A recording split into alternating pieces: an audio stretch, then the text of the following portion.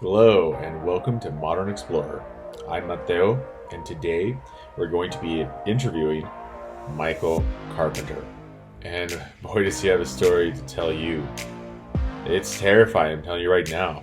Like, imagine being 18, 19 years old in the middle of the wilderness and something screaming at you and breaking limbs from 15 feet away in the pitch black darkness. And you'll hear it. You'll hear it in his voice. It's still terrifying and traumatizing to talk about it now. But hear it from him. Enjoy. When I believe I was 18, possibly 19, I was hitchhiking up through British Columbia, Canada. Went in for a week or so in Wilmore Wilderness area, and that was pretty interesting.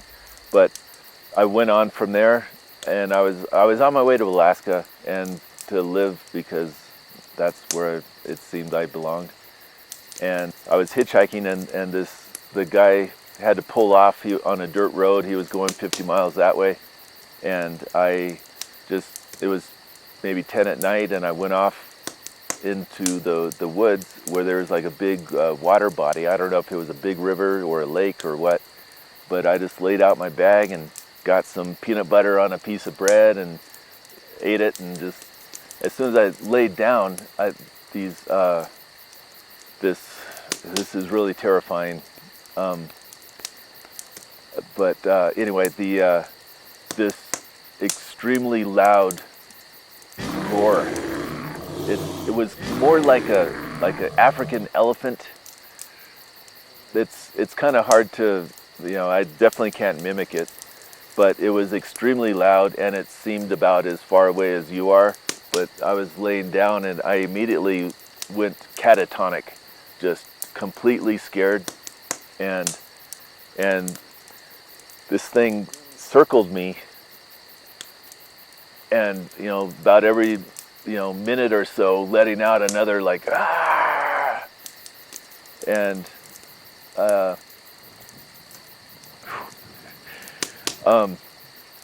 and then it would seem to like go away, and I would just lay there completely frozen, and then it would come back like an hour later, something like that. I have no idea. And it would do it again and snap big limbs and just yell at me. And I didn't get much sleep. I don't think I'd slept even a wink, and I was just like in a coma. It was really, really strange, and it probably did at least 4 or 5 rounds of coming and yelling at me and snapping limbs, and when the first light started up, there was like a long pause where I was quite surprised that I was still alive, and I was laying down, and I started noticing that there wasn't any movement, and I got more and more confident. I eventually sat up and realized that things were somewhat safe, and I very quietly threw everything in my pack, and quietly like went out to the road and just started walking as fast as I could. It was for a long time I thought that it must have been a grizzly, and my peanut butter was right there, my bread was right there, I was right there. A grizzly probably would not have done that. That is not grizzly behavior. It would have at least taken my peanut butter. But it was kind of hard to accept. I didn't quite know how to like file it in my memory bank until I came up here and had some very, very